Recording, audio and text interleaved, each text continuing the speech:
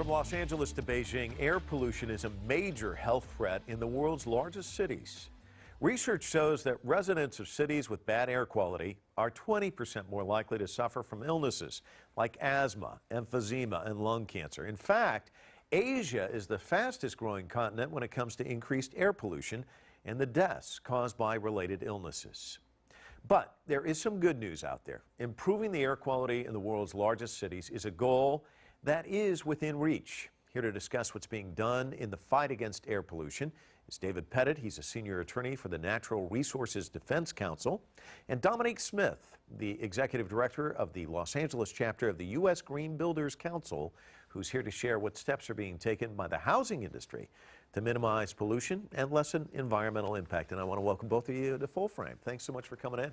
Thank you. Thank you. David, why don't I start with you? Because when we talk about good news, I think we're you know, you laugh, but I grew up here in Southern California, and I can tell you it was brutal, you know. And yet, this city has turned the corner. How was it done, and can Los Angeles be an example for other major cities around the world?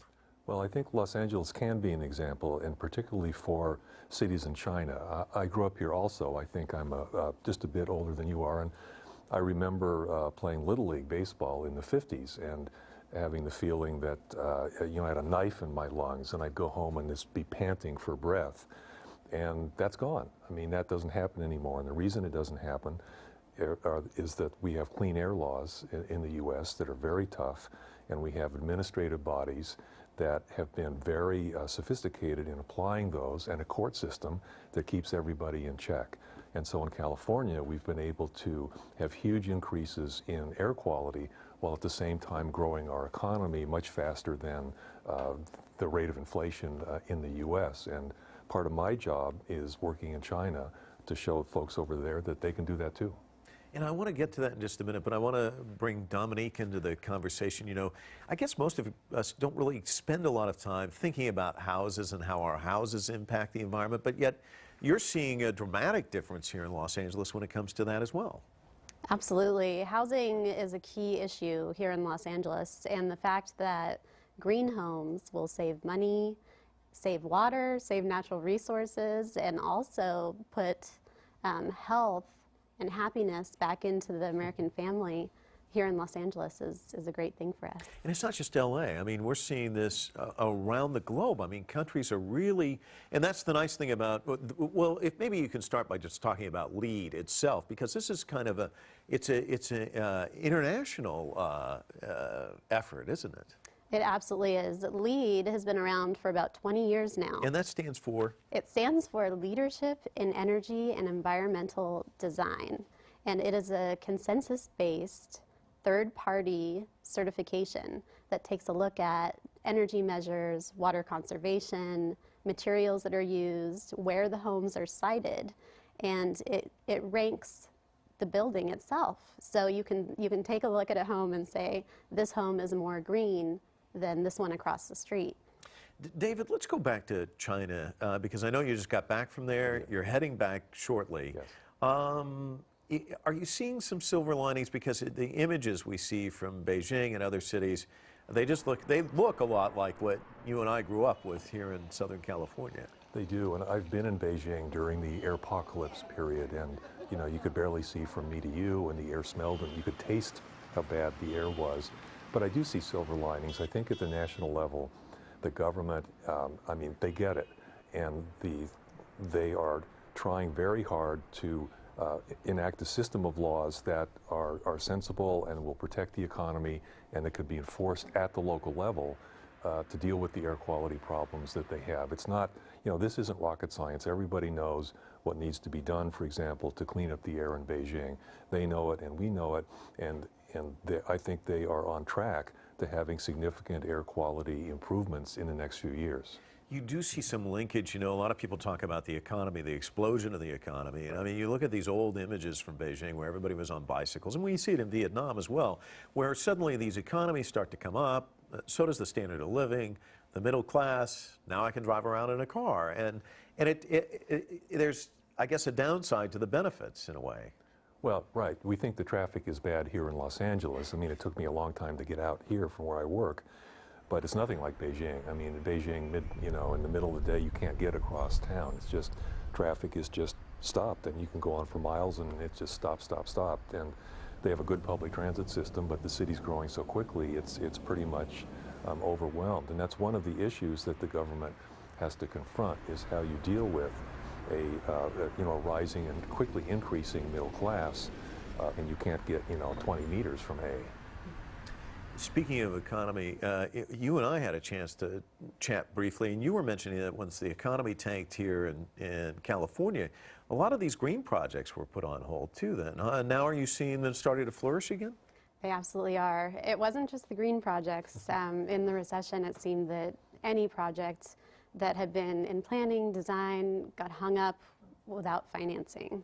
So now that capital is coming into this country, and the money is flowing again, we're seeing really interesting projects come to life, one of which is the Wilshire Grand Hotel that broke ground last month with its legendary grand pour, which took a Guinness Book World Record for longest concrete pour.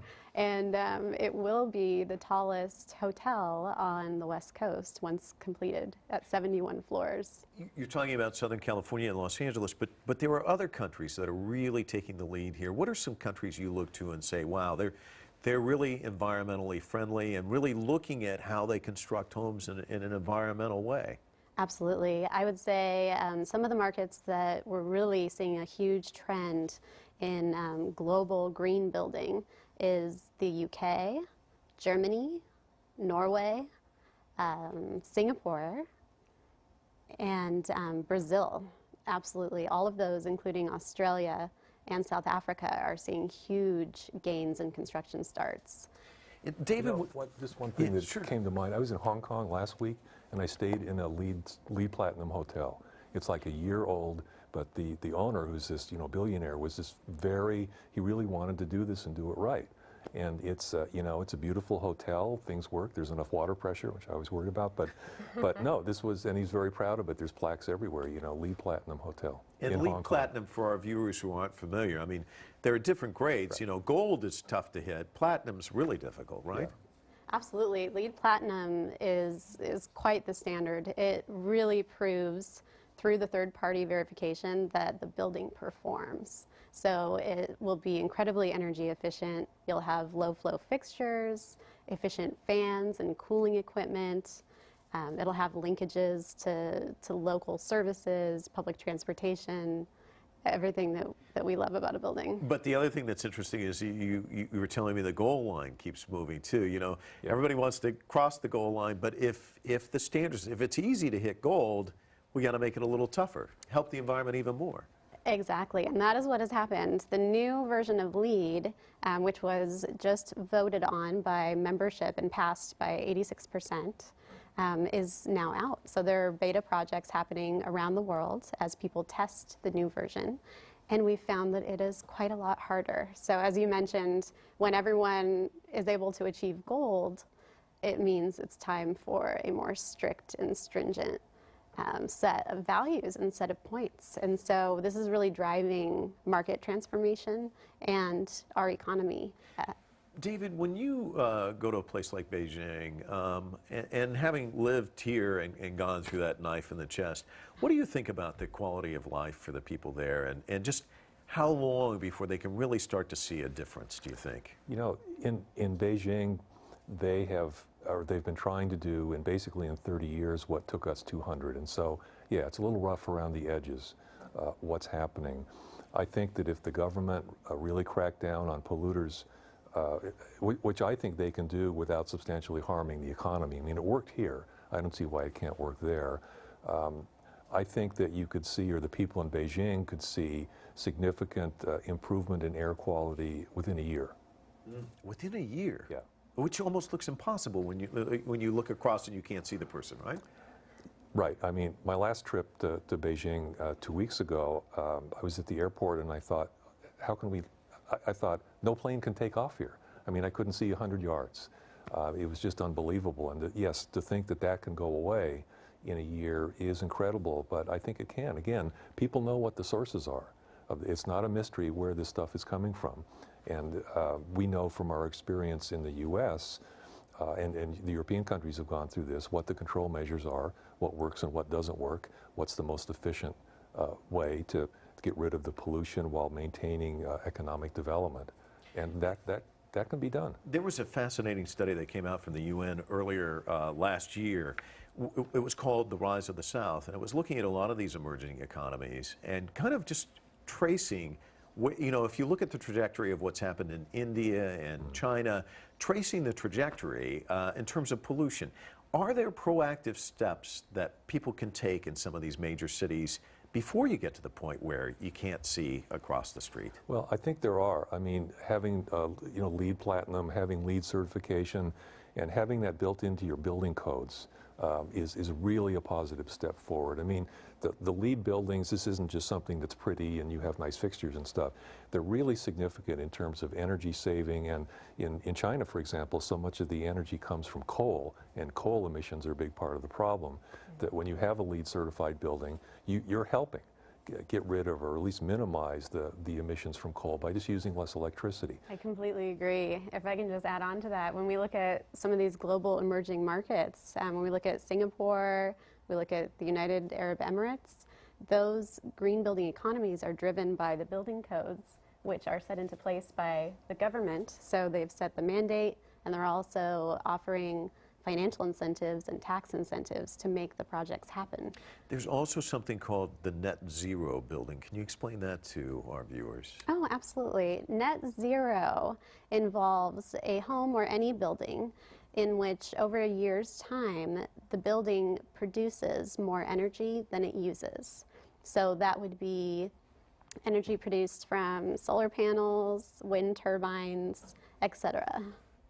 Let me ask the same question I asked Ed Begley, and I want to get both of you to you're laughing. Do you get depressed about it, or do you feel like, you know, we're making headway? Because you know, when you look at the images from Beijing, and it does draw us back to, you know, here in the 60s, but you can see how you turn the corner here in the United States. It can happen elsewhere, but do you get depressed about the economy, or are you just kind of forward-thinking and optimistic? And I'll start with you, David. Well, I'm a lawyer. You know, here in the States, I litigate cases. I don't win them all. And, you know, you lose a case, you feel terrible. But what are you going to do? Give up? You just keep on fighting. And that's my attitude towards working here and in Beijing. And in Beijing, you can look at it as trouble. I look at it as an opportunity to really change things for the better. Dominique, glass half full, or? I'm very optimistic. Within the U.S. Green Building Council and the LEED rating system, we are finding 1.7 million square feet registering for LEED per day. That's a lot of green buildings. And when we have done some surveys to see with architects and designers and contractors the amount of work that they are receiving that is green related, that number has gone up exponentially over the last few years. So we're looking at now about 40% of the projects are related to green as opposed to only 28%. And I think that's because we can now make a business case for green building. Several years ago, the reason to build green was because it was the right thing to do. And now owners and clients are finding that the cost savings are there, and the buildings prove themselves out through good performance. And it's still the right thing to do. Yes. And it's still the right thing to do. Thank you both for coming in. It's been a great pleasure talking to both of you. Thank you very much. My pleasure. What would you learn about yourself if you could remember all of your dreams? Our next guest wants to help the world do just that with a global dream database, and he has the technology to make that dream a reality.